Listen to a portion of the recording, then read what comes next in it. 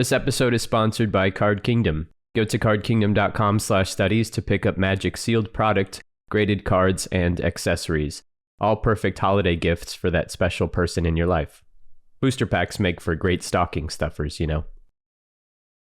This episode is sponsored by Coalesce Apparel and Design. Nothing better than snuggling up in a cozy hoodie to stay warm over the winter to show your support for creators in the Magic space. Check out the Coalesce collection and use code STUDIES at checkout for 10% off your entire order. Grab a playmat and a sticker too, for that aforementioned stocking.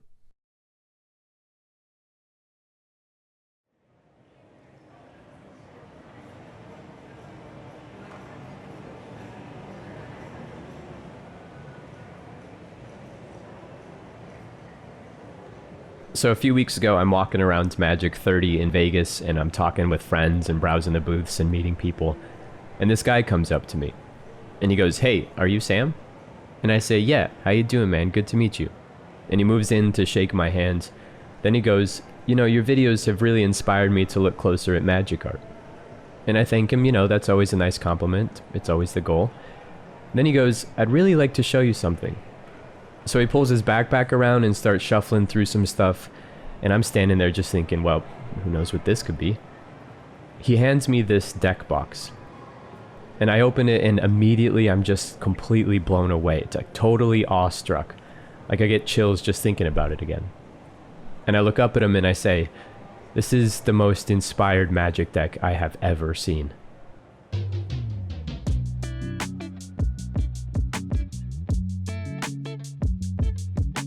The back of a Magic card has remained unchanged for 30 years. The hard and fast decision to commit to this design has become a trophy of the game's longevity. While card frame standards come and go, every tournament legal set since 1993 has been printed with the same brown spellbook cover, fit with the Deckmaster placard and that old, endearing Magic logo. There have only been a handful of significant exceptions to this rule. Once in December 1993 on a collector's edition product that replaced the black frame with gold trim, then again in 2018 with the debut of Magic Arena, which updated the original design for an all-new digital platform, and finally in 2022 to celebrate the 30th anniversary reprints. But some Magic cards have no back at all. In its place, there is a blank white page. These are called artist proofs. From the beginning, Magic's first art director Jesper Myrfors was adamant that the game's illustrators receive printed examples of their work. Since Magic has always been a randomized game, however, shipping sealed product to these artists would not guarantee they open one of their cards. As a solution, Myrfors proposed that the company print a very small run of individual cards that he could hand select and send to his team. These could serve as business cards to hand out to fans and potential clients at conventions, or as keepsakes of past work. Although Myrfors wanted these cards ready for alpha, the first run of artist proofs arrived with beta and were printed in the same batch as the collector's edition. As such, along with the blank cardback, the very first group of proofs had square corners to further distinguish them as non-legal cards. Since they were technically not alpha, Myrfors suggested they be called First Edition Artist Proofs. Post Malone's Black Lotus was part of this very first run. It was an artist print, Chris Rush signed Black Lotus. 30 years have passed, and Myrfors's humble initiative has laid the foundation for a vibrant and thriving niche within the greater Magic community. With the overwhelming popularity of casual formats and the ever-present appeal to collectability, the world of artist proofs is now burgeoning into a subculture all its own. In order to gain better insight into this world, I called an expert in the field. My name is Donny Caltrider. I'm a senior writer at Hipsters of the Coast, writing about all things related to Magic the Gathering art, and I'm also an artist agent for about a half dozen Magic the Gathering artists, and I handle their original art and also, in many cases, their artist proofs. My first question for Donny was related to quantity, a metric that collectors will always value most. They're super limited. Generally, there's only 30 foils and 50 non-foils of each card. Artists are supposed to get, for every version that's printed, they're supposed to get a proof. So if a card gets reprinted, they, in theory, get another stack of proofs in whatever quantities that correspond. And those quantities have changed a little bit in a post-COVID world just because of printing difficulties and other things like that. But they're generally super limited. I mean, there could be only 30 of a single card that exists at any time. Important to note that together with their very limited print run, proofs are not produced for every single Magic card. Anything from commons to mythic rares can receive a small stack of printings, but artists can't predict which of their pieces will ultimately make it to proof. This, of course, adds to their allure. What really draws players to proofs, however, is that blank white space on the back. What was originally intended to bar these cards from sanctioned tournaments has since become an empty canvas to be filled at the creative discretion of artists or by commission from potential patrons. Scaling from a simple detail like a serial number or a quick signature to full resolution oil paintings in miniature, no two proofs are alike, resulting in a totally unique game piece for each player who brings one home.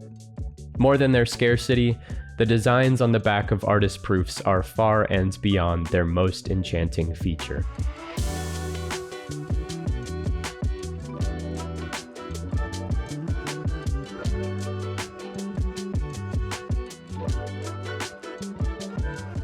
In Donny Caltrider's seminal article Artist Proofs 101, we find delightful examples of illustrators harmonizing their work for Magic with moments from their personal lives.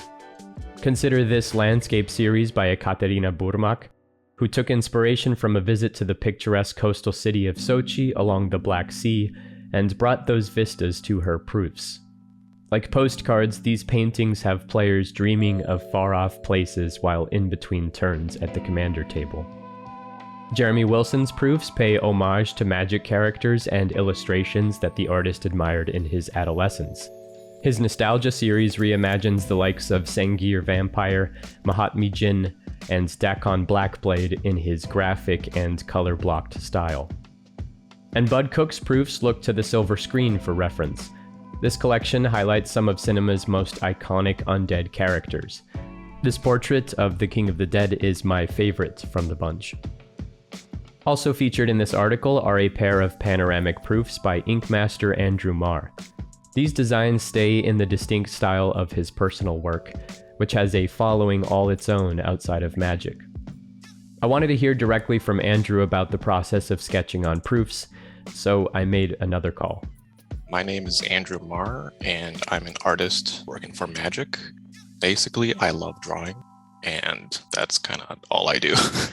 What I'll usually do is I'll do like a really quick, small pencil sketch in my sketchbook first, just to get an idea of placement and proportion, composition, all that. And then I will attempt to transfer that onto the back of the AP. There's a trick I picked up from Tyler Welpole. Use like a really fine grit sandpaper and you just kind of mar the back a bit, and then it'll help take pencil and ink a lot better. And once I'm happy with the pencil underdrawing, I will then go over with it in pen. I use Pilot pens. They're gel pens and they can get pretty fine, especially, on an AP, they're so tiny, you really need to get in there with details. So I like to use like a 0.25 pen. Alongside producing these multi-card proofs for his portfolio, Andrew is also keen on inking portraits that play off the primary illustrations on the front face. One of his favorite proofs he's done involves this playful back and forth between both sides of the card. There's one specific one that I love. It's like a samurai that was drawn on the back of a Goldspan dragon. So I've got like the samurai's horns arranged like the Goldspan's knotted horns, and I've got like a little mini Goldspan painted onto his breastplate. That one was a commission, and I believe he let me do whatever I wanted with it. That one's like one of my favorites. Directly commissioning an illustrator is one of many ways to acquire artist proofs, but currently there is no streamlined process for interested buyers. As diverse the gamut of working Magic artists, so is the process for picking up proofs. It's completely up to the artist, and everybody does things just a little bit differently. There are some artists that don't sell APs at all. It's not part of what they want to do. They get them, they go in a box, you never see them again. They just don't do it. There's some folks that will only sell them at events. And, maybe they'll sell them for, $5 a piece. They're signed, but they don't sketch. Or they'll do a quick con sketch for $20 or $30. There were some folks at Magic 30 that were doing that. And then, it progresses up to a pencil sketch, and then maybe some spot color. Maybe it's done in ink. Then maybe it's a color sketch, and then there's some folks that are creating miniature oil paintings, on the back, and those start to get up into the hundreds of dollars, $200, $300, $400, plus the price of the card, because the APs themselves generally have a value associated with them based on, the playability, the rarity, the printing of the card. So there's a lot of different factors that go into pricing an AP. You can do them flat across the board, but a lot of artists now will price them according to the card and the type of artwork they can offer on the back. Ryan Pancoast is among a group of artists who offer highly rendered oil paintings on the back of their proofs. Stoic portraits of his legendary creatures are a common motif, but he also does more conceptual pieces too. This recent painting on the back of Discover the Impossible, for example, provides a serene continuation of the card's front-facing composition. Ukrainian artist Lena Richards is also working at a meticulous level of detail on her proofs.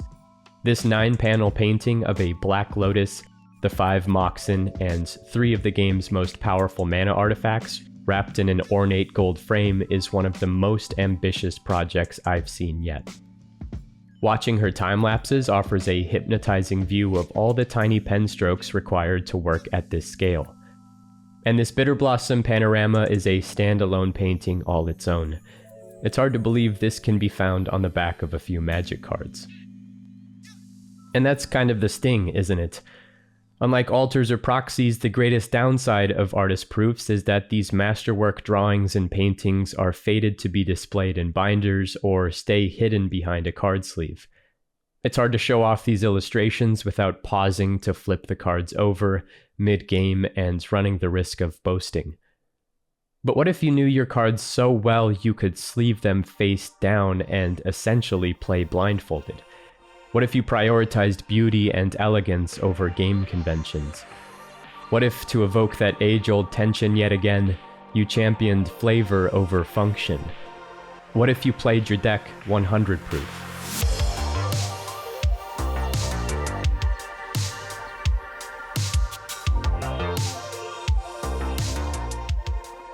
My name is Austin, or better known as Natural Crunch in the online spaces, and I'm currently a working cinematographer, and I collect artist proofs.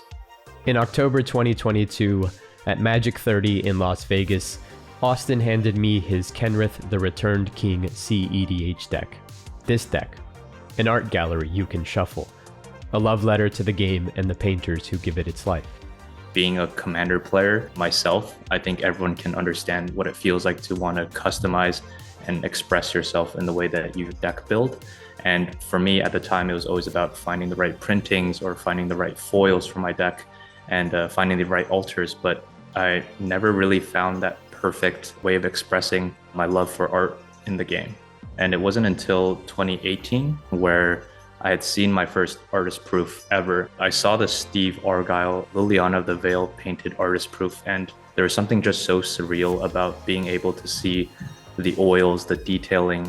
It really was that perfect marriage between game piece and art that I had been looking for. So it wasn't until I commissioned my very first artist proof, which was an Underworld Breach from Leah Szechuan. Holding that artist proof for the first time, I just became incredibly obsessed. And I'm sure it's the same for other Magic collectors who may have original paintings, but there's just so much life to actually being able to hold this like real piece of art from some of the game's best, as well as be able to play with it. It really is one of a kind.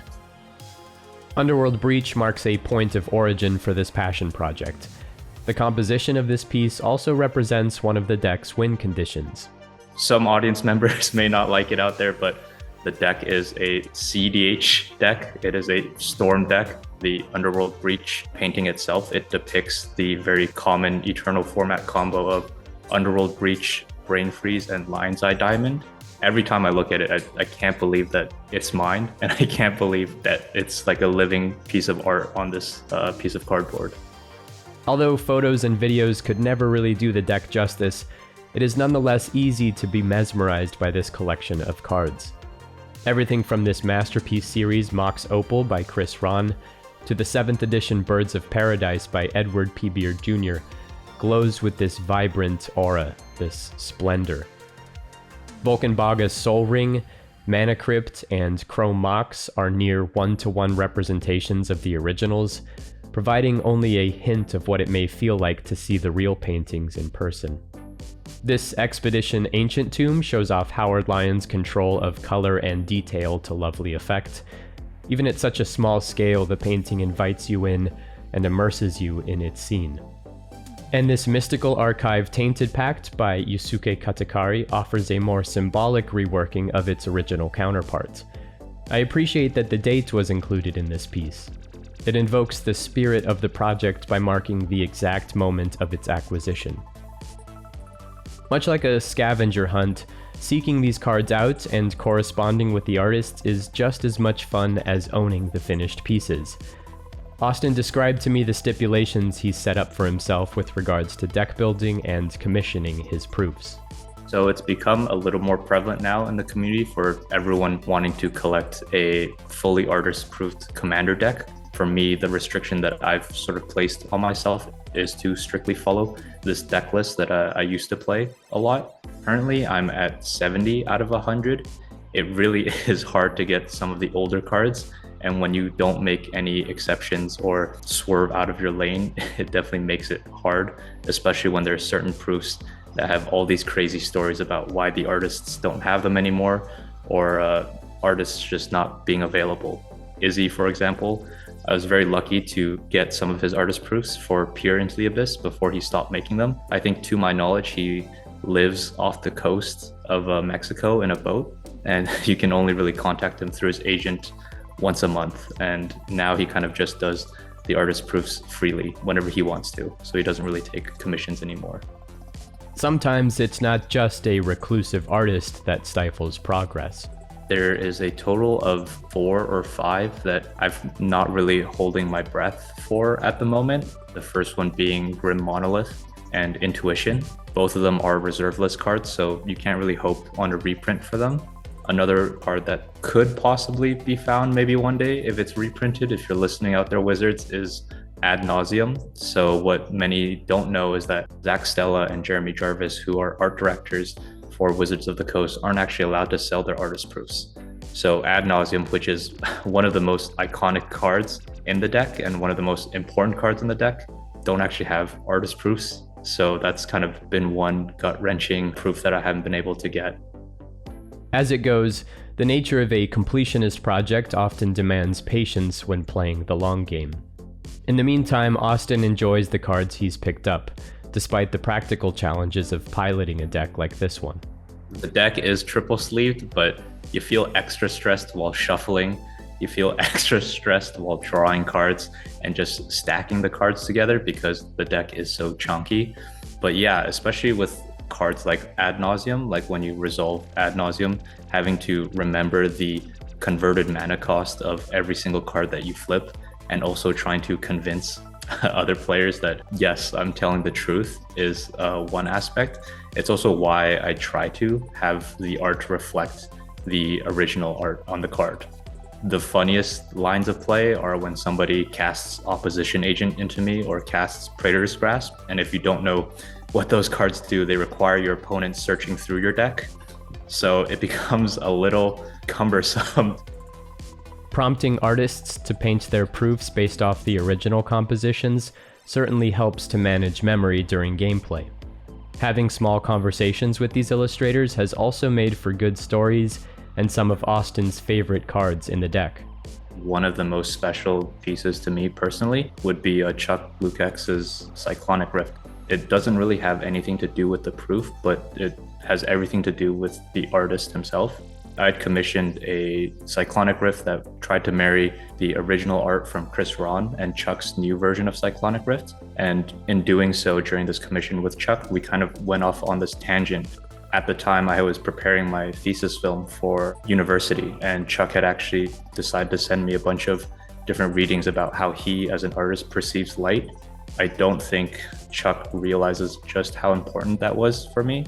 Chuck was able to break down lighting in such a way for me that it completely changed just how I approached my work. I try to tell Chuck, but I still don't think he will understand how grateful I am until I meet him in person, just how much those conversations meant to me.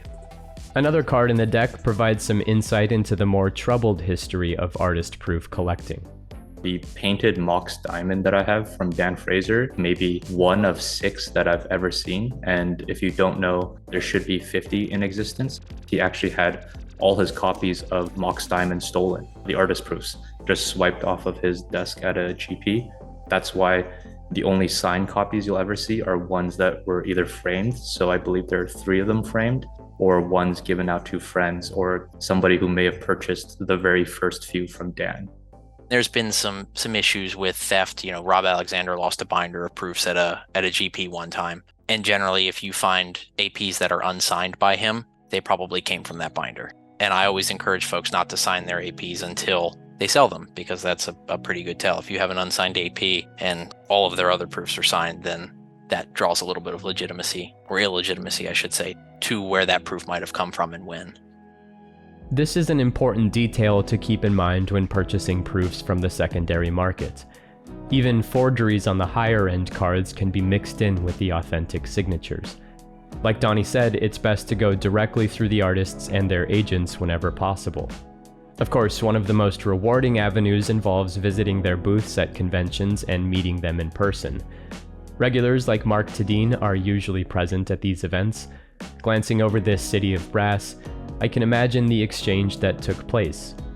Like in a yearbook, there's a signature, a date, a fun little message. This is a memento as much as it is a game piece. As Magic continues to widen its scope and experiment with new card variants, collaborations with freelance artists who can bring their well-established vision and style to the game will follow suit. Andrew Marr, like mentioned prior, is a successful example of this convergence, as is Justine Jones, who is probably my favorite new illustrator in this space. Her work is just so cool. Both of these artists can thrive in this swelling freelance economy, due in part to the growing market for artist proofs, as well as the return of in-person events. Recently, Andrew Marr attended Command Fest Orlando to sell proofs and meet fans. His booth was a big hit. Orlando was the first and only event I've been to as a Magic artist, and it was a blast. It was exhausting, but I had so much fun. And I got all sorts of requests that I would never have gotten otherwise. For the art-loving fan, proofs become their own special takeaways from these events, ones that could never be found in swag bags or on prize walls. This is how Donny approaches his collection. I started getting APs to go along with paintings that I bought. So if I bought a piece of original artwork, I would get an artist proof that was sketched to go along with it. As I've become more involved, I like to pick them up as event souvenirs. They make nice little blips in my Magic timeline memory. I can look back and say, oh, I remember, seeing Bob Eggleton at IX in 2022, and he did this cool man thing on the back of one of his swamps. That's how I collect them. I use them as little timeline markers. And for the dedicated collectors among us, the artist proof offers a direct exchange of financial support between players and painters. Since a few Magic artists use original Magic art as a main source of income, I know Ryan Pankos mentioned that to me before. I think artist proofs are kind of this subsidiary way where artists can connect with their fans and also generate some more income. I definitely do think that it is one of the most undiscovered, but could be one of the most beneficial things for freelance artists in Magic. Austin told me that many in the community are willing to wait months and years for proofs, that they cherish the slow-moving pace of the treasure hunt. In a buy-it-now world constantly bombarded with flashy ephemera and infinite options for customization, sometimes it's nice to separate from the endless parade of marketing and reconnect with what you value most. Focused and intentional purchases are often more gratifying than consuming en masse. You always have that one special deck that means a lot to you, whether it be in-game and the memories that it kind of represents, or something out of the game completely.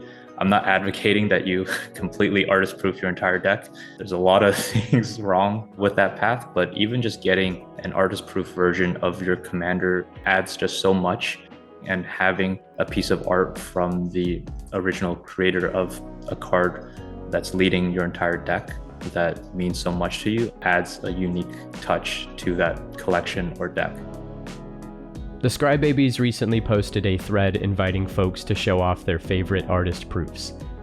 In the responses, you'll find commissions of pets and fully themed decks, and a particularly charming series called But Make It a Cat. In other words, you'll find glimmers of the joy that this game brings to so many people, and the ways they communicate and share that joy with others.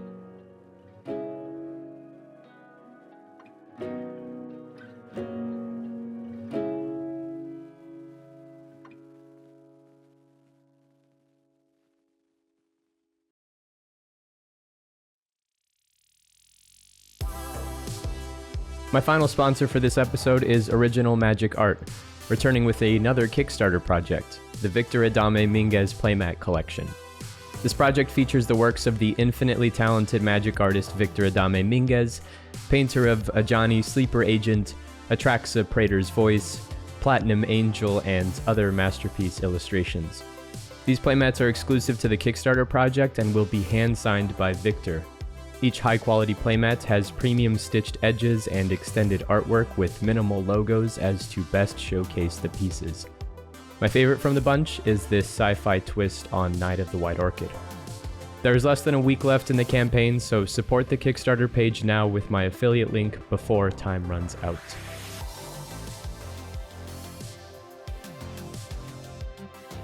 I recently set up a new fundraising goal on my Patreon page.